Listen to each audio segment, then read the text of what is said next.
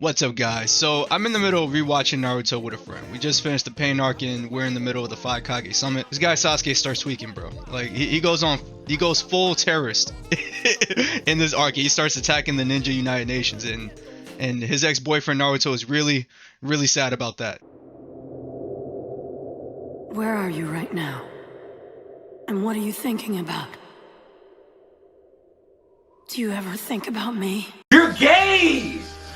He's gay! And nothing against him, bro. It's Pride Month. I'm glad Kishimoto is showing support to the Alphabet Soup Legion. I just think it's funny how he says he's bad with romance and he writes a yaoi dynamic on complete accident. If you're part of the LGBT community and like anime, make sure you hit that subscribe button and bell notification. And that goes for anyone outside of that community as well. So this dynamic between Sasuke and Naruto really gets zeroed in on right after the pain arc. Naruto Shippuden was on a really high note at this point in the story. I remember tuning in every week waiting to see what was going to happen. The filler arcs were pretty, honestly, kind of depressing as a viewer. Every week you would tune into a review of the episode, we'd all just collectively say like, yeah, like this episode was whatever, like see y'all next week. but this was exciting because we were seeing more of Sasuke. He was a very cool character to follow because his side of the story showed a much darker and more complex part of the Naruto world, separate from the Leaf Village. It's like when you play Sonic Adventure 2, you go through the hero story first and then you start the dark story and suddenly the whole narrative gets deeper. This is what Sasuke brought to the table. Personally, I don't like him that much as a character. I thought he was weird and inconsistent when it came to the motivations behind his actions. He doesn't talk that much, and I think the story could have benefited from more dialogue or at least visual expression from Sasuke so we could get a better sense of what he was feeling, because most of the time I have no fucking clue what the fuck is going on in this dude's head. I'm not going to change. I don't want to understand you. I won't die. You're the one who's going to die. I will crush Naruto with all I've got. I'm going to eradicate him completely. And that's final. Later on in the story, we get that from Kishimoto, but it's at the very end. I'm like, yes, this is great, but could we have gotten some of this a bit earlier? They keep showing us this fucking scene of him and Naruto by the fucking river. I swear that's probably the only good interaction that they ever had. Because when I was in the process of making this video on my YouTube channel a while back, I'm going through part 1 of Naruto. I gotta tell you, bro, these guys are not best friends. They don't even seem like friends at all. I got a rivalry vibe from them, but nowhere near being close friends. Nothing more than comrades, especially if you're only going off of the manga, which doesn't have any of the content from the filler, because the context of this rooftop scene is completely different. In the manga, this is Sasuke straight out of that confrontation that he had with Itachi. In the anime, there's a whole arc that Team 7 went through where Sasuke felt like he was starting to get overshadowed by Naruto. He started to feel like, oh, maybe I'm not the main character in the story. He like once he's away from all the glazers that was in the tuning exams, despite being a prodigy in ninjutsu, he felt like he had plateaued, that he kind of stagnated when it came to his skills and his power level. And it was really cool. I'm pretty sure most people like me watched the anime and experienced that extra content. In one of my videos when I was talking about Bleach, I mentioned that filler can serve to expand on the characters, give them more screen time, give us a reason to give a shit about them. Naruto did this well in part 1 of the series, not so much in part 2. At the time the show was running, you could definitely tell there was a ton of padding in the episodes just to slow it down, so it wouldn't catch up to the manga. At some moments, I even felt like they were just making shit up when it came to Naruto and who his closest friends were. It got to a point where it felt like Shikamaru served more as a close friend of Naruto than Sasuke ever did. Sasuke was barely around in Naruto in part 1. He had some cool moments with Naruto, but for most of the tuning exams, Sasuke was either out of commission or off training with Kakashi to get control of his curse mark and gain new jutsus and stuff like that. Once he was back, we only had that short time to fight Gaara, grieve for the third Hokage, and then Naruto goes off with Jiraiya to find Tsunade. We don't get that much time with Team 7 actually together, actually going on missions, bonding, and growing as a squad before Sasuke decides that he wants to leave. It's nothing against Naruto or Sakura. He just feels like he's on a different path, and even if it's the wrong one, he's going to take it. Then he steps out of this weird coffin thing and his whole personality changes.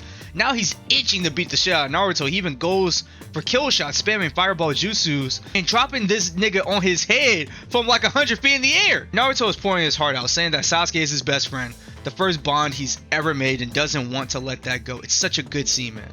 Like the animators even show that Sasuke is listening to him, and there's like a moment of he's actually thinking about what Naruto is saying until he decides it's too late. I cannot turn back. I literally came this far. I've done all these things to let go of my past life with the Lee Village. It's too late for me. And I just wish we got to see more of what the fuck he was thinking. First fight was very cool because we had all those layers, but in Shippuden, I feel like a lot of that just vanished. When Sasuke sees Naruto again, he acts like he couldn't give two fucks about him or Sakura, and he tries to kill both of them multiple times throughout Shippuden. This last scene with him opening up about his feelings makes no sense to me because he showed no signs of this for the whole story. I'm not asking for Sasuke to monologue every arc, but I would have thought we see just a little bit more about how he was feeling. But once Sasuke learns the truth about Itachi, it should be a pivotal turning point. Actually, it was a pivotal turning point, but he doubles down on his path to destruction instead. Now this, I think this makes sense because, you know, by learning this thing about Itachi, like, he's very angry about that. Like,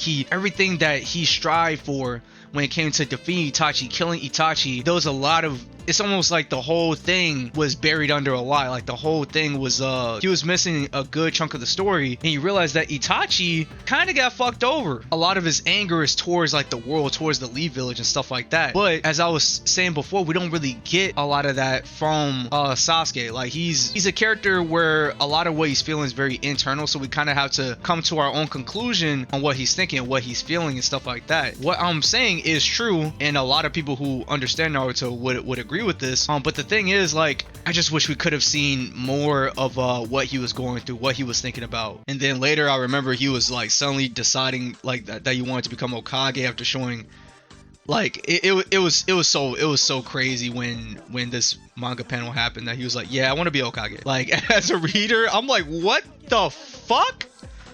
Like, what the like, this dude was just so weird.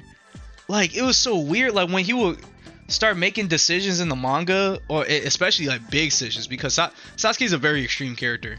You know, he's all in when it comes to making his choices, but we never see him really contemplate these choices. Like, what was going through his head when he's like, yeah, I want to become Hokage?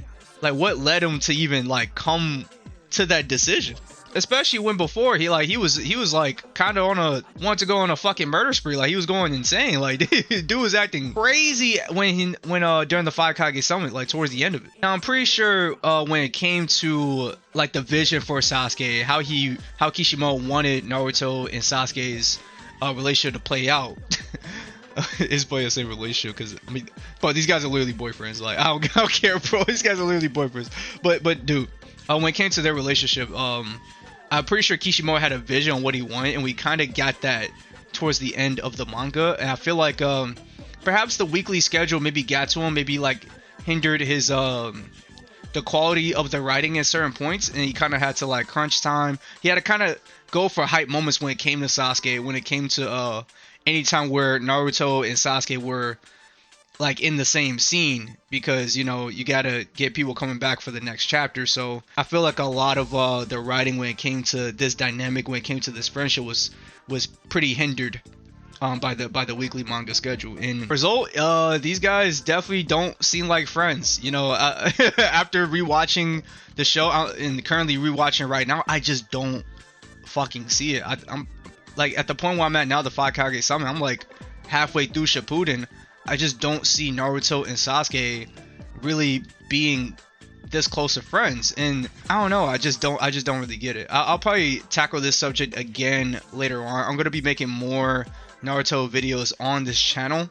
Hopefully ones that don't completely shit on the series, because the ones I made before just kind of like crap on the series. I want to make more positive Naruto videos and stuff like that. But yeah, this is a fun little ramble, and I will be back soon with another one. I will see you all later. Goodbye.